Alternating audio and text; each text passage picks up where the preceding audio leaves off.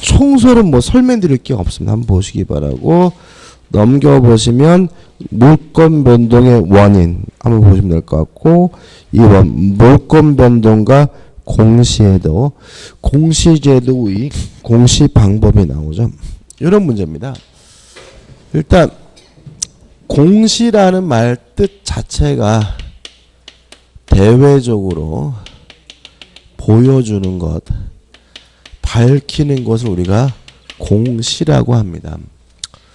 이렇게 되는 거죠. 제가 부동산에 대해서 권리가 있다는 사실을 대외적으로 보여주려면은 뭘 하고 있으면 되죠? 등기하고 있으면 되고요. 동산에 대한 물권이 있다는 사실을 대외적으로 보여주려면 뭐 하고 있으면 되죠? 점유하면 되는 거죠. 결국은 등기나 점유는 자신이 권리자임을 대외적으로 보여주기 위한 것이니까 이런 거 우리가 뭐죠? 공시 방법이라고 하고요. 또 등기 점유하면 결국은 자신이 권리자임을 대외적으로 보여주게 되는데 이걸 우리가 공시의 원칙이라고 합니다. 일단 공시의 원칙이라는 것은 공시하려면 부동산은 등기, 동산은 점유와 같은 공시 방법을 갖춰야 된다는 원칙이 공시의 원칙인데 우측에 보시면 입법주의가 두 가지가 있습니다. 첫 번째 성립요건주의에서 형식주의가 나오고요. 우리 민법이 채택하고 있는 입법주의고 두 번째 대항요건주의에서 의사주의가 나오는데 현행 일본 민법이 채택하고 있는 입법주의입니다. 형식주의를 독일에서 채택하고 있거든요. 독법주의. 의사주의는 프랑스가 채택하고 있거든요. 프랑스를 우리가 불란서라 그러죠. 불란서법에서 불법주의라고도 해요. 자, 우리나라 거부터 보면 이런 얘기죠. 갑이 A라는 건물을 가지고 있는데 을과 만나가지고 매매 계약을 했고요. 을이 갑에게 대금을 다 줬더라도 아직도 갑의 것이죠. 을의 입장에서 소유권을 취득하려면 을은 갑으로부터 뭘 받아야 돼요? 이전 등기를 해야 비로소 을은 뭘 갖게 되냐면 소유권을 갖게 됩니다. 따라서 소유권을 취득하기 위해서 이전 등기라는 특별한 형식을 갖춰야 된다. 그래서 형식주의라고 하고요. 갑에서 을로 물권이 넘어오려면 물권 변동이 성립되려면 등기가 필요하다. 그래서 이걸 우리가 뭐라 하느냐면 성립요건주의라고 하는 거죠. 이에 반해서 의사주의는 다르죠. 갑이 소유하고 있는 요 A 건물을 을과 만나가지고 매매 계약을 했고요. 을이 갑에게 대금을 다 줬더니 갑이 을에게 뭐라 그러냐면 이제부터 이 건물은 네 거래요. 다시 말하면 갑에서 을로 이전 등기를 안 해도 갑이 을에게 소유권을 넘겨준다는 의사의 합치만 있으면 을이 바로 소유권을 취득하는데 이걸 우리가 뭐죠? 의사주의라고 하고요. 그럼 을은 등기 안 했어도 이미 뭐가 있죠? 소유권이 있죠. 그럼 뭐하러 등기하느냐? 갑이 또다시 병한테 팔아먹고 병한테 이전 등기를 해줘 버리면 을은 자신의 소유권을 가지고 병에게 뭐 하지 못하냐면 대항하지를 못해요. 따라서 을이 등기하는 이유는 소유권을 취득하려고 등기하는 것이 아니라 병에게 대항하기 위해서 등기하는 거다 해서 의사주의를 다른 말로는 뭐라 그러냐면 대항요건주의라고 해요.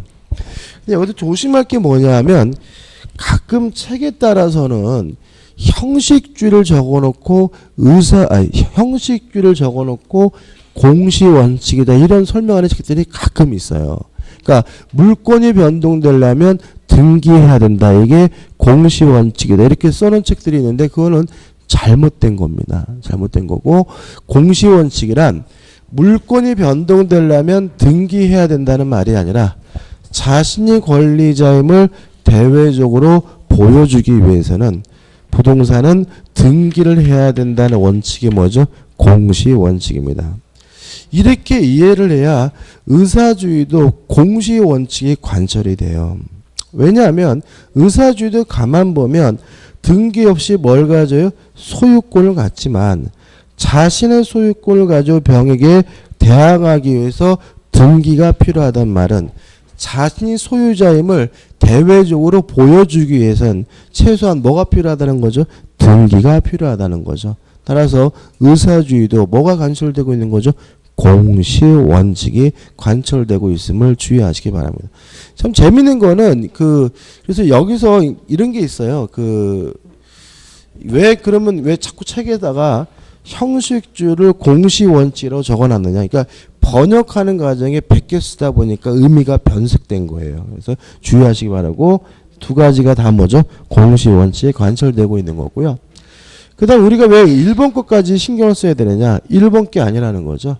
우리 민법은 60년 1월 1일 제정이 됐으니까 60년 1월 1일 이후에는 형식주의 성립요건주의지만 59년 12월 31일까지는 우리나라에 민법이 없었기 때문에 일본 민법을 쓰고 있었고요. 59년 12월 31일 이전에는 우리나라가 뭐죠?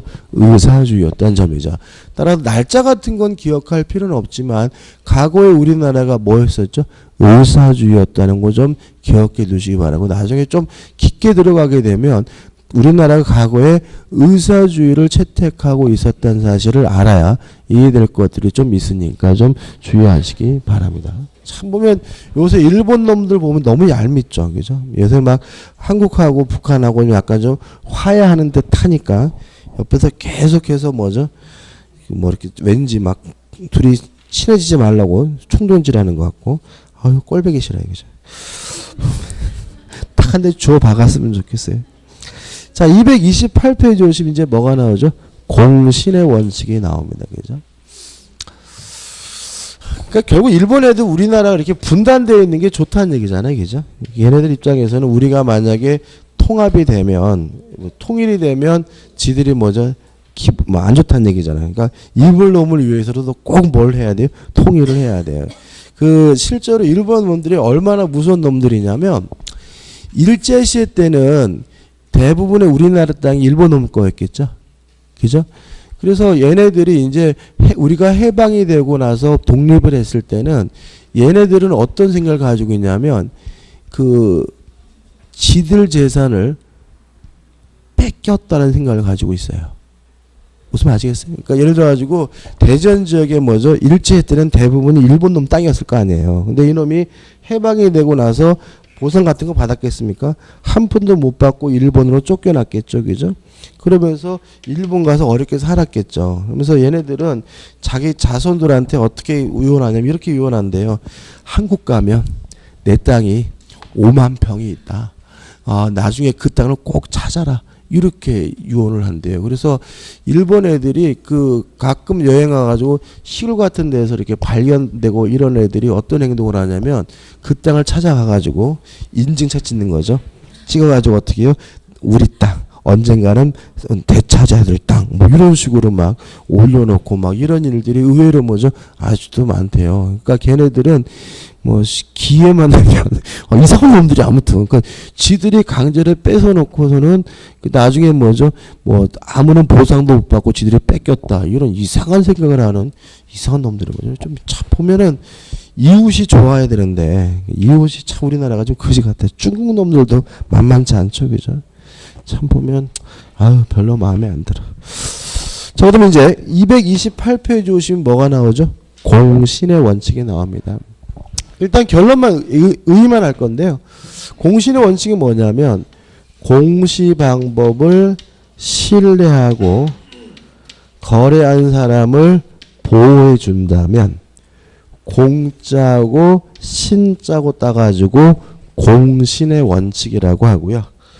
우리 민법은 부동산 등기에 대해서는 공신의 원칙을 인정하지 않습니다.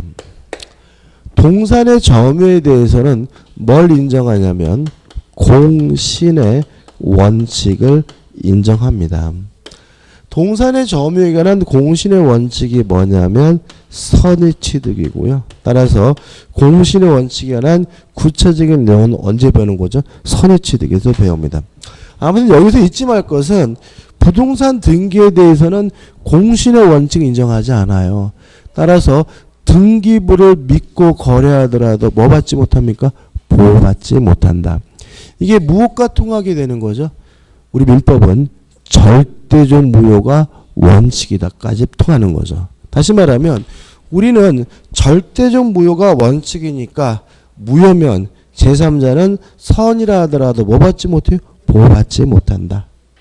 또 따라서 등기가 무효라면 선이라 하더라도 뭐 하잖아요? 보호하지 않으니까 등기부를 믿고 거래한 사람은 뭐 받지 못합니까? 보호받지 못한다는 거 주의하시기 바랍니다. 그래서 부동산 거래하실 때 등기부 너무 믿으시면 안 됩니다. 등기부 믿고 거래했다가 잘못되면 뭐죠? 큰 피해 볼 수가 있습니다. 그 다음 우측 하단에 보시면 공시원칙과 공신의 원칙과 관계가 나오는데 이건 뭐 공시법에서는 중요하겠죠. 그렇죠? 우리는 뭐죠? 개념만 잡고 넘어가는 부분입니다. 민법에서는 넘겨보시면 대표 예제가 나오죠. 230페이지입니다.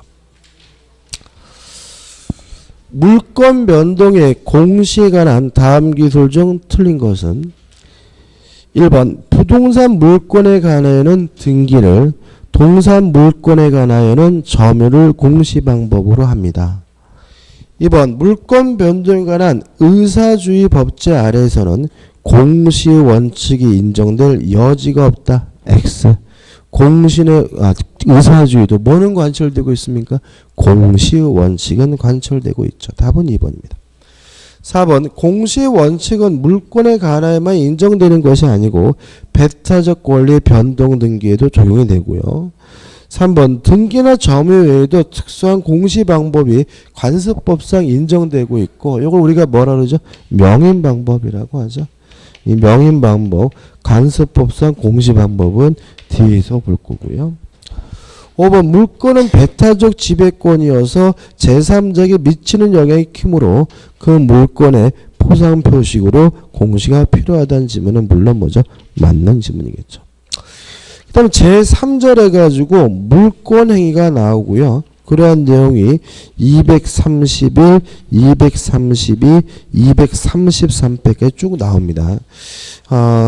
솔직히 만약에 여러분들이 학문적으로 민법을 공부하면 여기가 굉장히 중요한 부분이거든요. 근데 우리는 학문적으로 민법을 공부하는 게 아니라 자격증을 따기 위해서 공부하는 부분이기 때문에 그렇게 중요하진 않아요. 그래서 개념만 잡으면 되고 결론만 기억하시면 되거든요. 그래서 쭉 설명을 드릴 겁니다.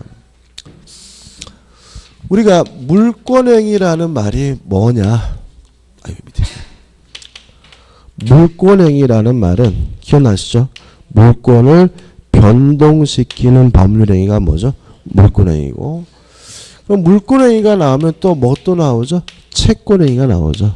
채권행위가 뭐냐? 채권을 발생시키는 법률행위가 채권행위다. 이거 전에 했습니다.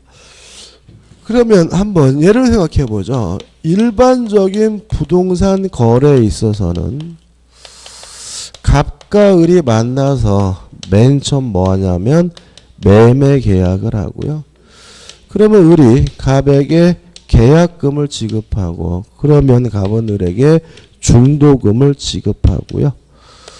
마지막으로 을이 갑에게 잔금을 지급하게 되고 이런 잔금까지 지급이 끝나게 되면 이제 갑은 을에게 이전 등기 서류를 교부하고요. 이러한 서류를 교부받아서 을은 자기 앞으로 이전 등기를 하게 되면 모든 절차가 다 끝나게 됩니다. 보통 이런 5가지 절차를 거치게 되는데 여기서 매매 계약이 뭐죠? 채권행위인 거죠. 그죠? 매매 계약을 하면 갑은 매매 대금을 요구할 수 있는 채권이 생기고 을은 재산권을 넘겨달라 요구할 수 있는 채권이 생기니까 매매계약은 뭐죠? 채권행위입니다. 그 다음에 이전 등기서를 교부하고 이전 등기를 하는 것이 뭐죠? 물권행위입니다. 왜냐하면 물권행위라는 것은 물권이 변동되는 행위니까 갑에서 을로 소유권이 넘어가는 건 뭘 해야 되죠? 등기를 해야 되겠죠. 따라서 갑과 을이 한 매매계약은 채권행위고 이전 등기를 해주는 것은 물권을 변동시키는 물권행위입니다. 그래서 우리가 실제로는 계속해서 매매계약을 하고 이전 등기를 했다 이런 말이 나오면 매매계약은 뭐예요? 채권행위. 이전 등기는 뭐죠? 물권행위. 이렇게 간단하게 기억하면 되는 거죠. 근데 문제는 부동산 거래할 때 이렇게 나눠서 행동을 하지만 현실 거래에서는 이러한 모든 것들이 다 뭐가요? 융합돼서 결합돼서 이루어진다는 점에 특색이 있습니다. 그렇지 않나요? 예를 들어 가지고 편의점 가가지고 담배 한 대 사러 가면서 매매계약을 체결하고 대금을 지급하고 담배를 인도받는다. 이렇게 구별해서 행동하지는 않습니다. 아저씨 담배 한 갑 하면서 뭐도 나가요? 돈도 같이 나가고요. 그 아가씨는 뭐죠? 잔돈과 함께 담배도 어떻게 주기 때문에 이러한 모든 것들이 막 어떻게 뒤죽박죽 섞여가지고 결합돼서 이루어지는 것이 현실 거래에서의 뭐죠? 특징인 거죠. 그러면 결국은 두 가지 거래가 있는 거죠. 부동산 거래처럼 채권행위와 물권행위를 명백히 구별할 수 있는 거래가 있고요. 현실 거래처럼 어디까지가 채권행위고 어디서부터가 물권행위인지 구별하지 못하는 거래가 있는데 만약에 부동산 거래를 원칙적 거래로 이해하게 되면 물권행위, 독자성, 긍정설이 됩니다. 다시 말하면 물권행위와 채권행위를 구별하는 것이 가능하다. 이렇게 이해하게 되고 만약에 현실 거래를 원칙적 거래로 이해하게 되면 그 결과는 물권행위의 독자성 부정설로 가게 됩니다. 왜냐하면 현실 거래를 원칙적 거래로 이해하게 되면 어디까지가 채권행위고 어디서부터 물권행위인지 뭐 할 수 없는 거죠? 구별할 수가 없는 거죠. 그래서 이 학설은 결국은 옳고 그름의 문제가 아니라 이거는 뭐냐면 시각에 관한 문제입니다. 그 다음에 물권행위의 독자성을 긍정을 하게 되면 다시 무인성설, 유인성설로 나뉘고요. 독자성을 부정하게 되면 항상 뭐로 오게 되냐면 유인성으로 오게 됩니다. 자, 이게 무슨 문제냐면 채권행위가 무효 취소가 됐을 때 물권에 영향을 주느냐 안 주는 문제인데 영향을 준다 그러면 뭐죠? 유인성. 영향을 안 준다 그러면 뭐죠? 무인성인 거죠.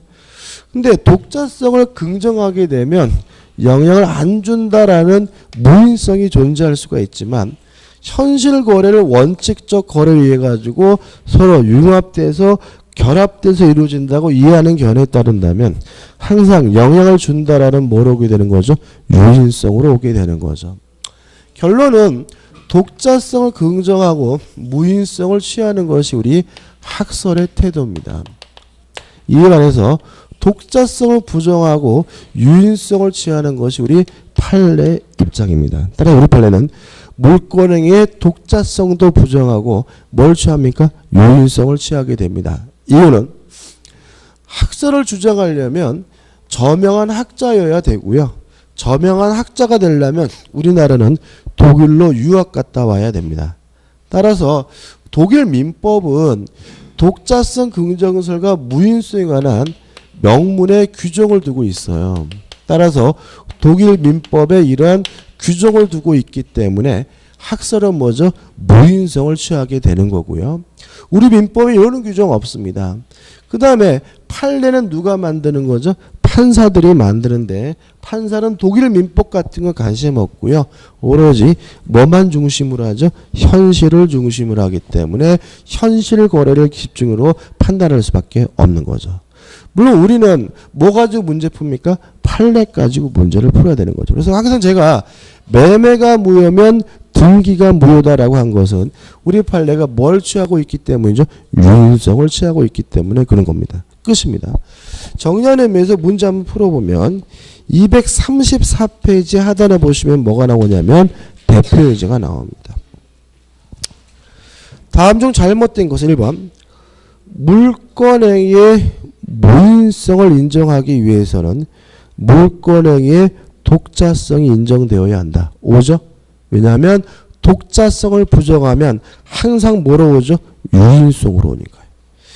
2번 우리 민법은 독일 민법과는 달리 물권행위의 무인성을 인정할 수 있는 근거 규정을 두지 않고 있다. 맞습니다. 3번 판례는 물권행위의 독자성과 무인성을 인정하는 입장을 취하고 있다. X. 우리 판례는 독자성도 부정하고요. 유인성을 취합니다. 4번 법률행위로 인한 물권의 득실 변경은 등기하여 그 효력이 생기고요.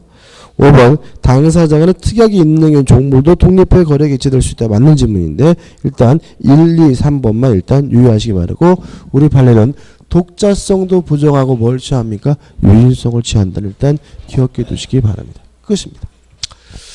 그 다음 우측에 보시면 이제 뭐가 나오냐면 부동산 물권 변동이 나옵니다. 시험 문제 반드시 내는 부분입니다. 반드시. 이 부분에 대해서는 시험 문제를 반드시 내고요.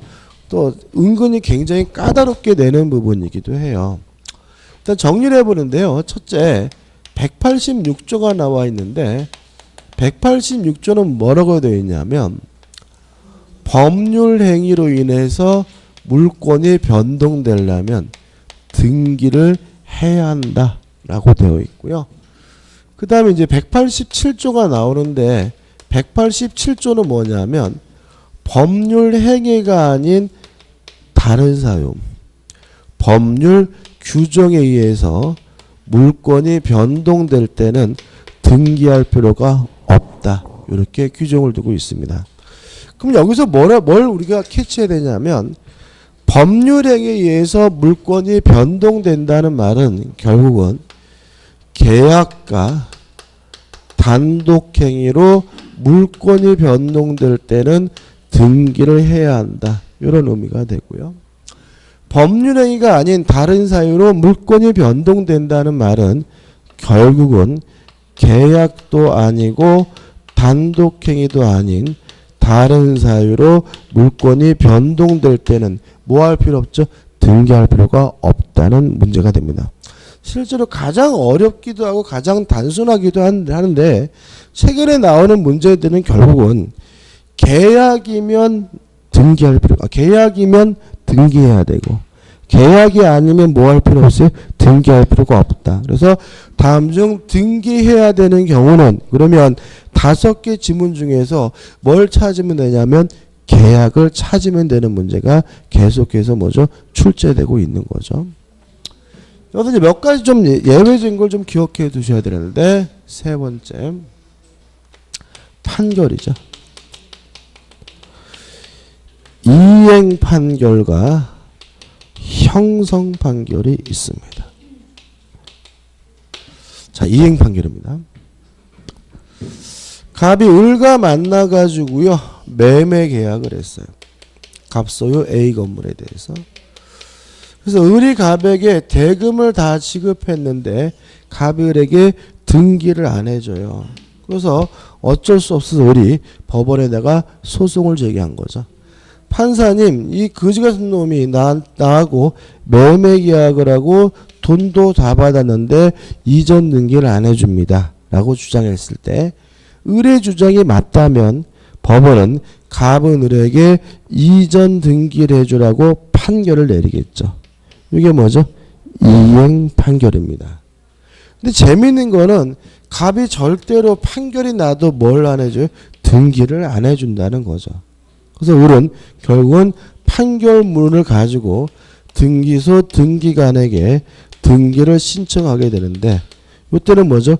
을 혼정합니다. 그래서 아마 여러분들이 공시법 시간에 등기 신청은 공동신청주의가 원칙이지만 판결에 의한 등기 신청은 단독으로 신청한다. 이렇게 배우셨을 거예요.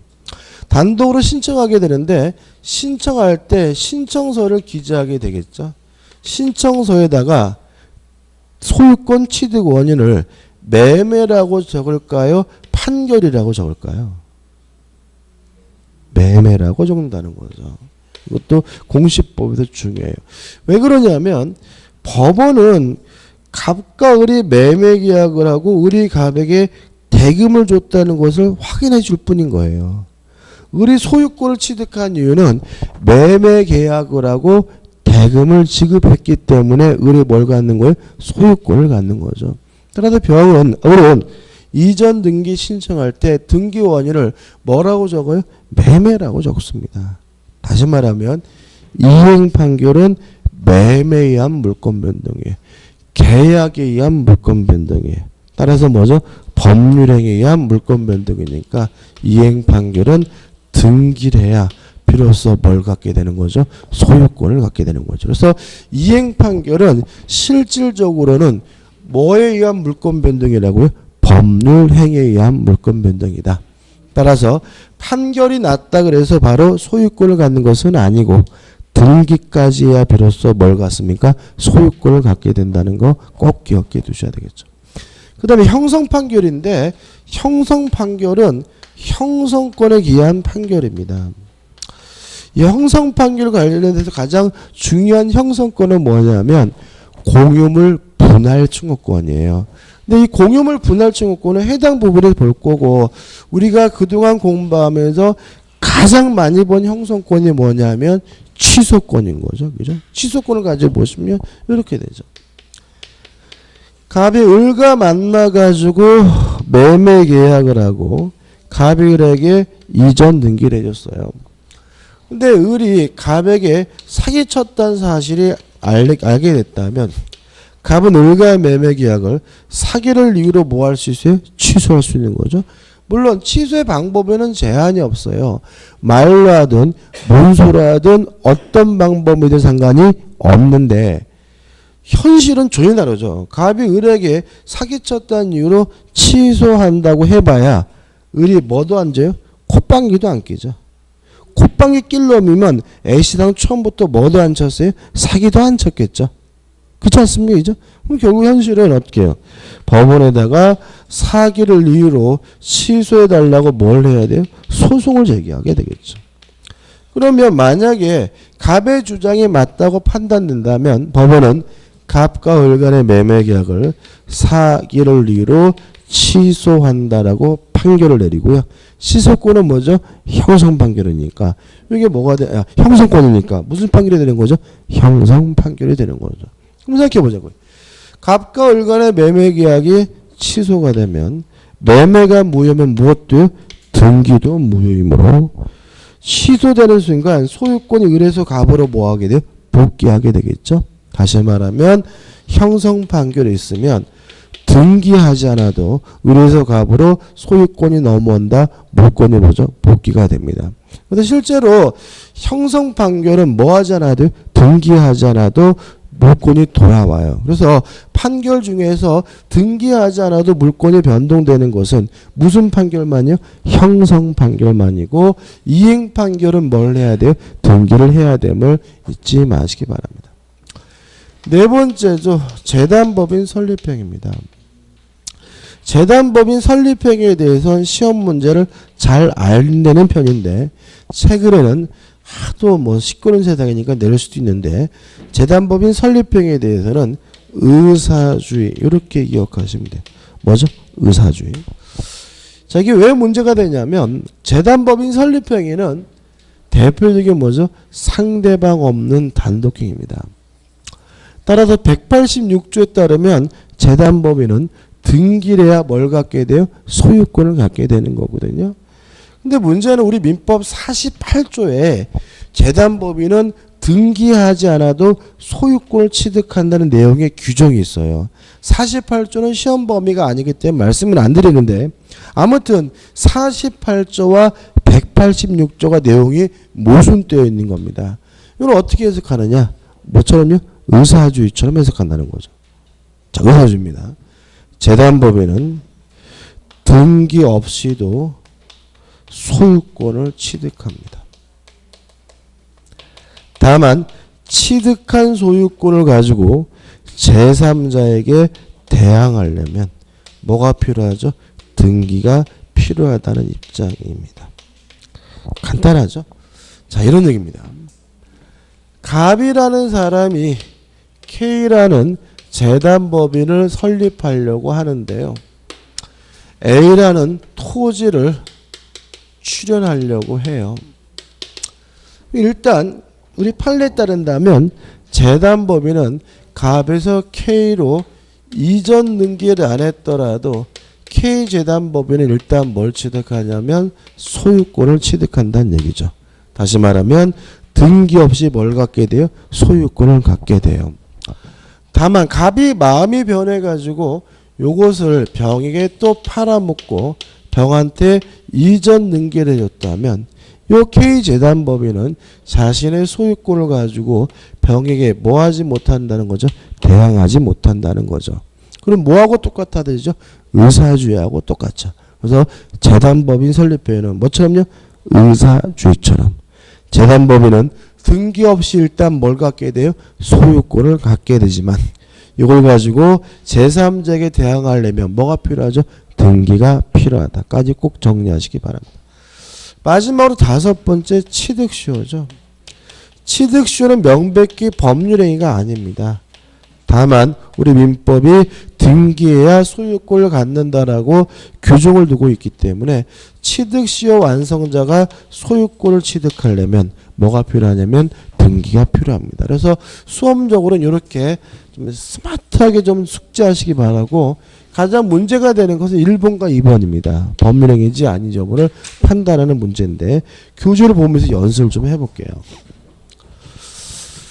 일단 236페이지 오시면 187조의 적용 범위가 나오는데 1. 상속은 등기하지 않아도 소유권을 갖습니다. 왜냐하면 상속은 계약도 단독행위도 뭐가 아니에요? 법률행위가 아니니까요. 2. 공용징수는 강제로 뺏긴 거죠. 따라서 법률행위가 아니기 때문에 등기를 하지 않아도 기업자가 소유권을 갖습니다. 근데 문제는 이렇게 나온다는 거죠. 국가가 개인의 재산을 협의로 취득했다. 이런 말이 나와요. 그럼 이거 등기해야 될까요? 등기할 필요가 없을까요? 협의로 취득했다는 말은 수용은 아니에요. 강제로 뺏은 건 아니고요. 개인으로부터 뭘 받아서요? 승낙을 얻어서 취득했다는 얘기니까 이건 뭐죠? 계약인 거죠. 따라서 법률행위에 의한 물권 변동이니까 뭘 해야 돼요? 등기를 해야 비로소 소유권을 취득한다. 이것도 시험에 나왔고요. 그 다음에 경매가 나오죠. 판결은 이행 판결은 뭘 해야 돼요? 등기를 해야 되고 형성 판결은 뭐 할 필요 없죠? 등기할 필요가 없고요. 그 다음에 경매입니다. 국가에서 하는 공경매는 강제로 뺏어가는 거니까 법률행위가 아니니까 뭐 할 필요 없어요? 등기할 필요가 없는데 조심할 것은 사적으로 하는 경매는 매매입니다. 그죠? 제가 아파트를 스스로 경매에 내놨어요. 팔기 위해서. 그래가지고 계약이 체결됐다면 이거는 뭐죠? 매매, 계약이죠. 법률행위죠. 따라서 사경매는 뭘 해야 됩니까? 등기를 해야 합니다. 만약 올해 시험 문제가 뭐가 나올 건지 예상을 하면 올해는 요게 좀 답이 될 가능성이 있어요. 다시 말하면 공경매는 강제로 뺏어가는 거니까 법률행위가 아니니까 뭐 할 필요 없어요? 등기할 필요가 없지만 사적으로 하는 사경매는 뭐죠? 매매입니다. 법률행위입니다. 따라서 뭘 해야지만요? 등기를 해야 물권을 취득할 수 있다는 거 주의하시고요.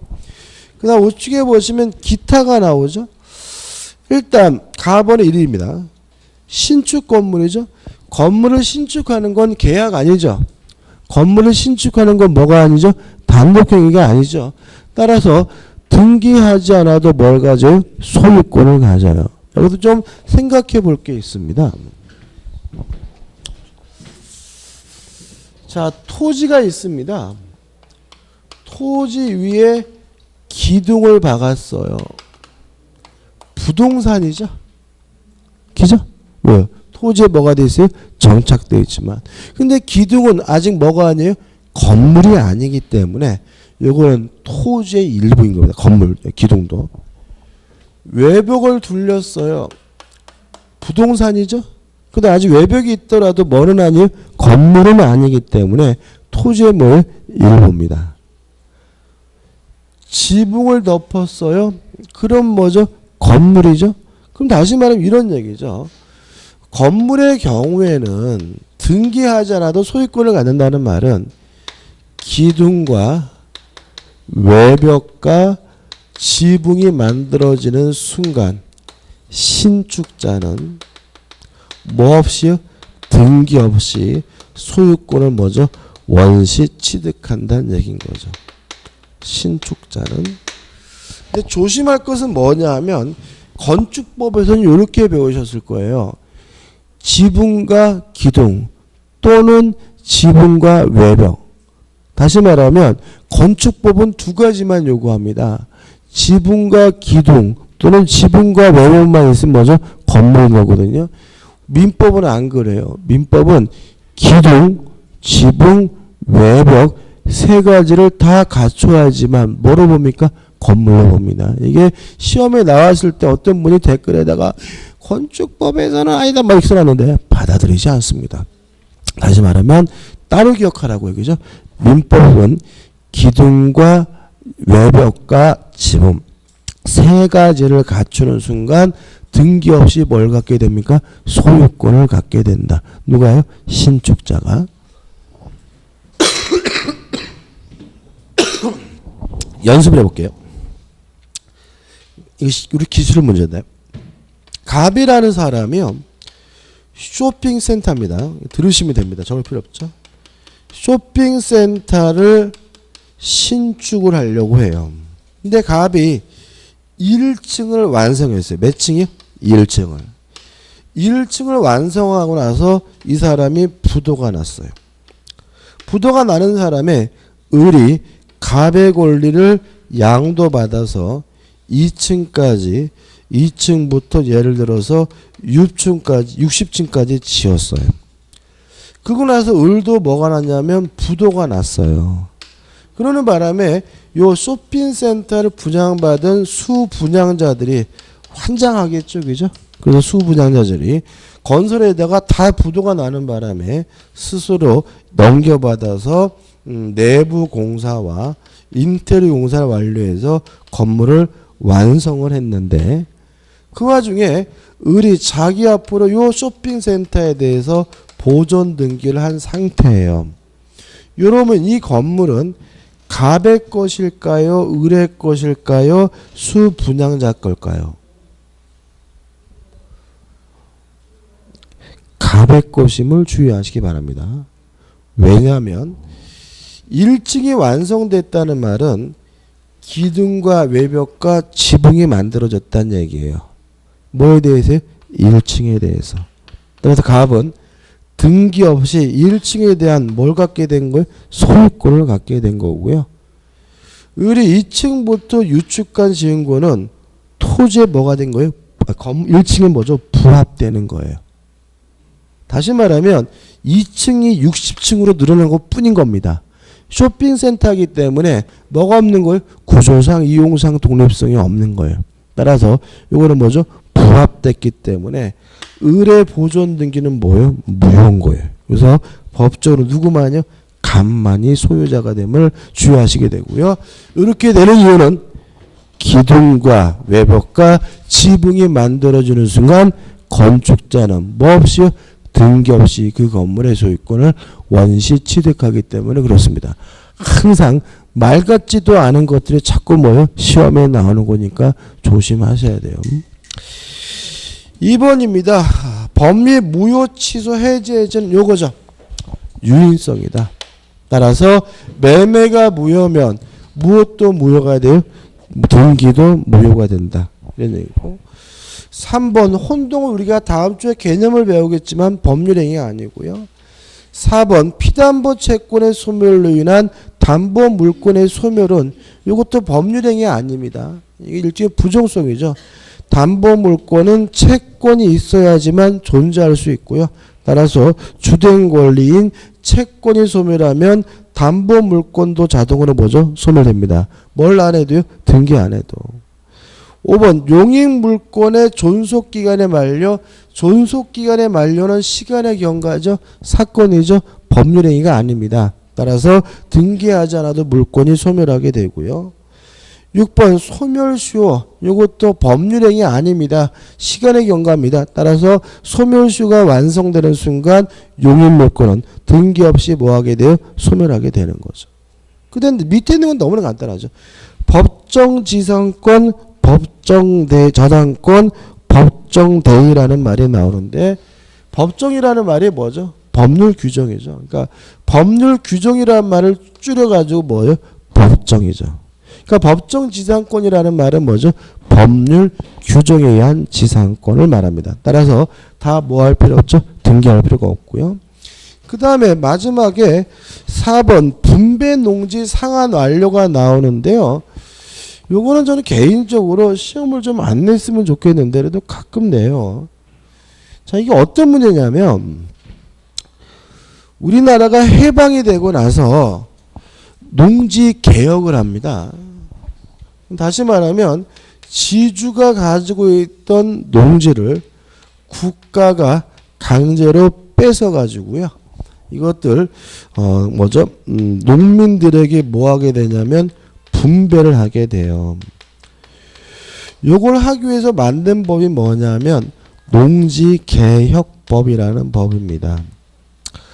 물론 우리는 공산국가가 아니기 때문에 국가는 지주한테 땅을 뺏을 때 유상으로 뺏었고요. 또 농민들에게 농지를 분배할 때는 뭐죠? 유상으로 분배를 하게 되는데 농지개혁법에는 일단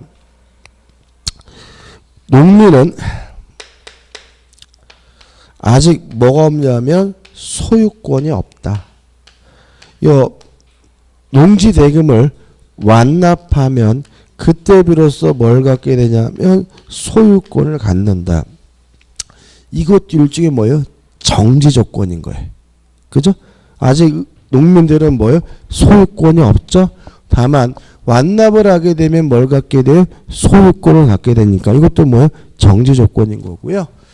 완납하는 순간 등기 없이 바로 소유권을 취득한다라고 규정을 두고 있었기 때문에 분배 농지의 상한 완료에 의한 소유권의 취득은 뭐 하지 않아도 돼요? 등기하지 않아도 소유권을 갖게 됩니다. 왜 이렇게 규정을 하고 있었을까요? 요 법이 시행되고 다 있을 당시에는 우리나라가 뭐였던 거죠? 의사주의였던 거죠. 그러니까 의사주의니까 민법 자체가 뭘 안 해도요? 등기를 안 해도 뭘 가져요? 소유권을 갖는다라고 규정이 되어 있는 거니까 그 법에 따른 농지개혁법도 뭘 안 해도요? 등기를 안 해도 소유권을 취득한다라고 규정을 두고 있었겠죠. 따라서 분배 농지의 상한 완료에 의한 소유권의 취득은 상한 완료하는 순간 뭐 하지 않아도 등기하지 않아도 소유권을 갖습니다. 그래서 여기서 이제 그 문제가 많이 발생하죠. 여기서 이제 비리가 많은데 이게 그때 당시에 이게 분배되는 땅값이 시세 60분의 1이었다네요. 60분의 1. 왜 그랬냐면은 시세 가지고 땅값을 책정한 게 아니라 그 농지의 수확물 가지고 땅값을 책정했대요. 그래가지고 뭐 수확물의 몇 프로 뭐 이런 식으로 주기로 했기 때문에 땅값의 뭐죠? 60분의 1밖에 안 되는 가격으로 농지를 분배받았대요. 그러는 바람에 거기서 또 어떻게 해요? 이렇게 옛날 얘기니까 그죠? 이렇게 수작을 부려서 많이 분배받으신 분들은 뭐죠? 부자가 되시고 조금밖에 분배받지 못하거나 분배를 아예 못 받은 분은 뭐죠? 가난해지고 이런 일이 벌어지는 계기가 됐다는 얘기죠. 그래서 우리가 양극화의 시작이 이 농지개혁법부터다 이런 얘기도 있습니다. 그런 거 많습니다. 실제로 그러니까 이게 정부 정책에 따라서 이 부가 재편이 돼요. 예를 들어 가지고 강남 있잖아요. 강남. 그 요새 저는 그 보면 문재인 정권의 대부분의 강요들이 다 강남 살던데 걔네들이 강남 사는 사람이 정책을 하면 부동산 가격이 안 잡힙니다. 왜 그러냐면 요 강남 지역을 박정희 때 이제 개발하잖아요. 개발하면서 강남 지역의 땅값이 오르는데 10년도 안 된 기간 안에 땅값이 1333배가 오릅니다. 이게 실제 통계예요. 그러니까 1333배가 올라요. 그러니까는 만약에 강남에 10,000원짜리 땅이 있었으면 얼마예요? 1333만 원 재산이. 10만 원짜리 있었으면 어떻게 해요? 1억 3,300. 100만 원짜리면 어떻게 해요? 13억. 솔직히 100만 원만 있었겠어요? 땅에 있는 사람이요? 왜 대부분 옛날이니까 뭐죠? 1,000만 원만 있어도 얼마예요? 얼마 됩니까? 13억인가요? 130억인가요? 130억이 이렇게 되는 거죠. 그러니까 이게 강남에 있던 사람이 땅을 가지고 있었다면 부자. 그죠? 근데 물론 그때 당시에 이제 박정희 정권과 결합되어 있는 사람은 뭐죠? 다 들어가가지고 땅을 막 사들였겠지 미리 사들어가지고. 그래가지고 이제는 결국은 우리나라의 부가 어디에 집중되는 거죠? 서울 강남에 집중이 되는 거죠. 저는 서울에서 살지만 강남에서는 감히 아파트를 살 생각을 못해. 그 아파트를 60억, 70억 주고 왜 사는지는 모르겠고, 근데 걔네들은 뭐 60억, 70억 주고도 사고 있잖아요. 근데 걔네들은 아파트 가격이 떨어지면 어떻게 해요? 안 되는 거죠. 근데 거기에 보니까는 무슨 공정거래위원장이니 뭐니 장관이 다 지들이 거기 살고 있더라고요. 그러니까 지들이 다 거기 살고 있으니까 절대로 부동산 가격이 떨어지는 거를 용인할 수가 없어요. 걔네들은. 지들 다 거기 살고 있잖아요. 그러니까 재산이 17억, 20억 다 아파트 가격이죠. 저번 주도 말씀드렸는데 저는 이번에 그 반포 분양하는 거 그죠? 말씀드렸죠. 그죠? 6시간 기다려가지고 구형하는데 그 보니까는 이제 그래가지고 이제 첫 번째가 뭐냐면 그 아파트는 중도금 대출을 안 해준다고 발표가 나왔어요. 왜 그러는 거죠? 그 말로는 뭐예요? 너무 투기 세력이 조장되고 경쟁이 심하니까 안정화시킨다고요? 개소리. 그건 아니죠. 왜냐하면 중도금 대출을 안 해주겠다는 얘기는 뭐예요? 돈 없는 사람은 사지 말란 얘기. 그잖아요. 그죠? 다시 말하면 만약에 그것이 진짜 로또고 진짜 돈 되는 아파트라면 정부라면 어떻게 해야 돼요? 중도금, 무이자, 대출로 해줘야죠. 그래가지고 오히려 1,000대 1, 5,000대 1이 돼야 없는 사람에게도 그 로또 복권이 당첨될 수 있는 기회를 주게 되는데 갑자기 투기 어쩌고 저쩌고 하면서 중도금 대출 안 해준다라고 발표를 하면 누구만요? 있는 사람만 참여할 수 있는 거고 있는 사람 입장에서는 뭐예요? 없는 사람이 껴들어가지고 경쟁이 치열해지는 걸 차단하겠다는 거예요. 그 저번 주에 발표 나왔어요. 저번 주에. 그리고 저번 주에 또 놀라운 게 나왔어요. 돈이 없는데 아파트를 사서 청약해서 당첨되면 1억을 벌금 때리겠다고 또 발표를 했어요. 그 아파트에 대해서. 엽기적이죠? 그러니까 다시 말하면 그런데도 불구하고 아파트를 청약하는 사람이 있으니까 걔들이 껴들면 안 되니까 자금이 없는데 그 당첨을 받으면 벌금 1억을 때리겠다고 또 발표를 해요. 정부가. 대단하죠. 그죠? 그러고 나서 이제 어떻게 지들끼리 해먹었겠죠. 그죠? 근데 오늘 뉴스 보니까 8살 먹은 애가 청약해서 당첨됐다는 거예요. 몇 살이가? 8살 먹은 애가. 그러니까 이제 어떻게 머쓱하니까 전수조사하겠다. 뭘 전수조사해. 8살 먹은 애가 당첨됐다는 말은 뭐예요? 돈 있는 애들만 하겠다는 거죠. 그냥. 그러니까 열심히 노력해서 아파트 사는 사람은 뭐만 사라는 거예요? 중도금 대출을 해주는 아파트, 안 오는 아파트만 사라는 얘기예요. 결국은. 그게 그렇지 않습니까? 논리가. 그죠? 그러니까는 결국은 있는 사람 지들끼리 한다는 거죠. 저는 그런 거 볼 때마다 혈압이 올라. 이런 그지 같은 게 다 있어. 투기도 그렇잖아요. 투기를 잡는다고 해서 꼭 나오는 게 뭐예요? 대출 규제죠. DTI니 DLI. 그것도 무슨 말이에요? 투기 잡는 거 아닙니다. 없는 사람 아파트 사지 말라는 얘기잖아요. 그러니까 실제로 다시 말하면 대출을 받지 말고 아파트를 사라는 얘기예요. 그러면 누구만 사라는 얘기예요? 돈이 있는 사람만 사라는 얘기죠. 그러니까 돈 없으면서 괜히 아파트 사가지고 끼어들지 말란 얘기예요. 너 만약에 끼어들면 네 소득이니 뭐니까지 꼭 감안해가지고 너한테 대출 안 해주겠다는 얘기거든요. 그럼 결국 무슨 말이에요?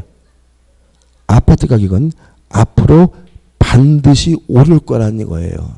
그러니까 그런 규제 가지고 예상을 할 수가 있어요. 그러니까 다시 말하면 갑자기 서민들이 끼어드는 것을 뭐죠? 싫어해가지고 대출을 규제를 시작하면 이제 그 아파트 가격은 반드시 뭐예요?